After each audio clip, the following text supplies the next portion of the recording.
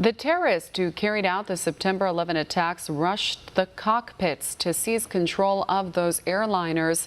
A TSA former Air Marshal whistleblower told One America's Neil McCabe how the FAA appears to be ignoring the lessons of those attacks. Former Air Marshal Robert MacLean told One America News that if H.R. 911 becomes law, the FAA will be forced to require airlines to install double barrier doors between the cabin and the cockpit. Khalid Sheikh Mohammed, whose trial's recently been set, he told the hijackers to case flights in Southeast Asia and watch how often did the pilots exit to get food or to use the lavatory.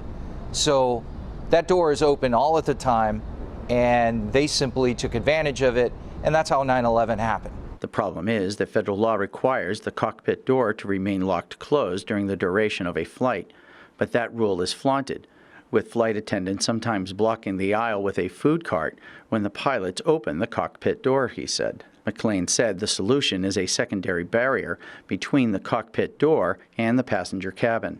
So a lot of people refer to it as an airlock.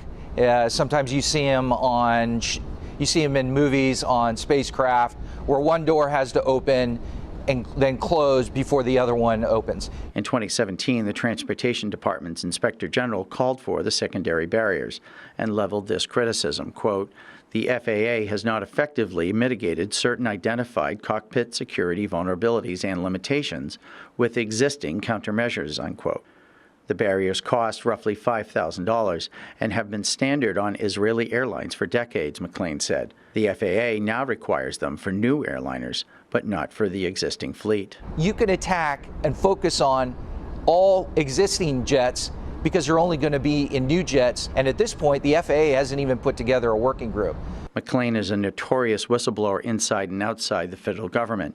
After the TSA fired him for leaking cutbacks in Air Marshal assignments, he fought for 9 years until the Supreme Court reinstated him in 2014. He said TSA fired him again in April after he exposed a supervisor having an affair with an underperforming subordinate. Now, as he fights for his job back, he is blowing the whistle again. H.R. 911, which would mandate secondary barriers on all aircraft, is being co-sponsored by Brian Fitzpatrick and Andre Carson.